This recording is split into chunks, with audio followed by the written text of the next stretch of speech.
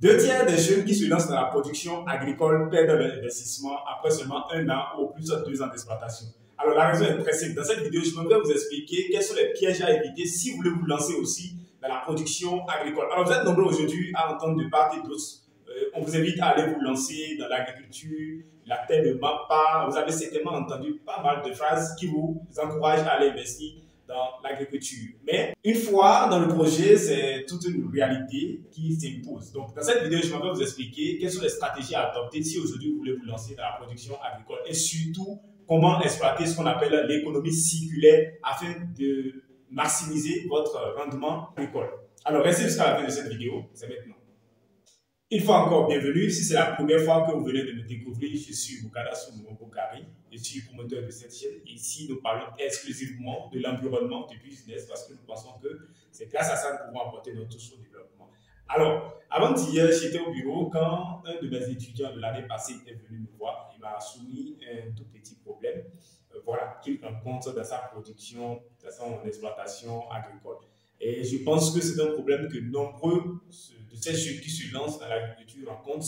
Et j'ai voulu partager les solutions que je lui ai partagées, n'est-ce pas, avec mes abonnés. Alors, son problème, c'est quoi? Il a dit que successivement, pardon, qu'il a exploité un terrain, un domaine d'environ 7 hectares. Il a fait beaucoup de cultures, mais il se rend compte lorsque, à la fin, il fait les calculs sur les dépenses qu'il a réalisées pour embraver ce domaine et ses prix de vente, il n'arrive pas réellement à s'en sortir. Alors, entre-temps, il a suivi beaucoup de formations où on lui parlait, on lui disait que c'est la transformation agricole qu'il faut faire, c'est-à-dire il faut qu'il arrive à transformer sur place ses produits au lieu de les vendre, de façon brute. Mais qu'il a expérimenté, mais jusque-là, il n'arrive pas à s'en sortir. Alors, nombreux sont ceux-là qui ont entendu, très souvent, on vous parle de la transformation agroalimentaire. Si vous n'arrivez pas à transformer vos produits sur place, vous ne pouvez pas apporter une valeur ajoutée. Mais le problème qui se pose avec cette solution, c'est que nombreux sont ces jeunes-là, après la récolte, ils n'ont pas les moyens nécessaires pour les transformer, ou du moins, déjà même avant la fin, le jeune a besoin d'argent. Donc, du coup, il est même pressé de vendre ses récoltes. Alors, lorsque vous demandez à ce dernier d'investir encore dans la transformation agroalimentaire, c'est plus difficile pour lui. Mais la solution que moi, je lui ai apportée, c'est de valoriser aussi les déchets de ses récoltes.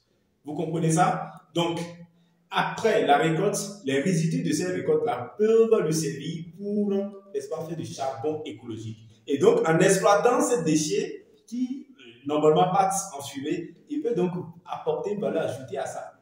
Vous comprenez?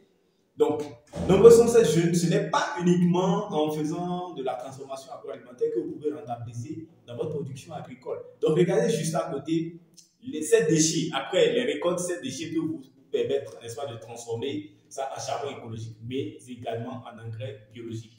Et donc, voilà, si ces deux thématiques, si vous ne savez pas comment vous pouvez transformer les déchets en charbon écologique, dans la description de cette vidéo, j'ai mis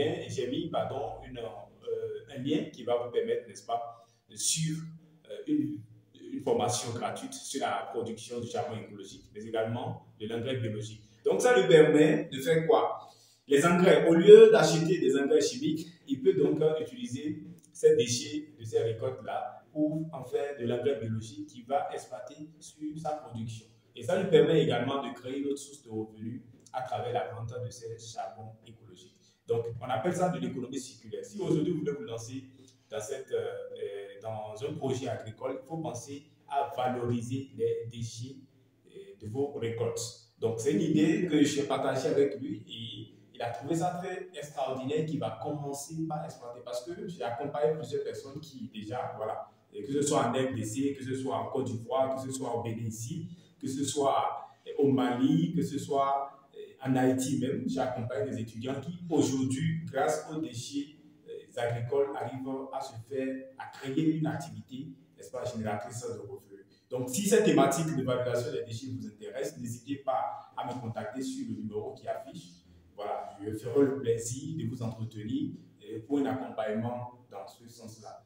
Alors, si vous avez aimé cette solution que je viens de partager avec vous, n'hésitez pas à partager cette vidéo et la liker. Et pourquoi pas, abonnez-vous également à cette chaîne et vous ne ratez nos prochaines publications. Quant à moi, je vous dis à très vite.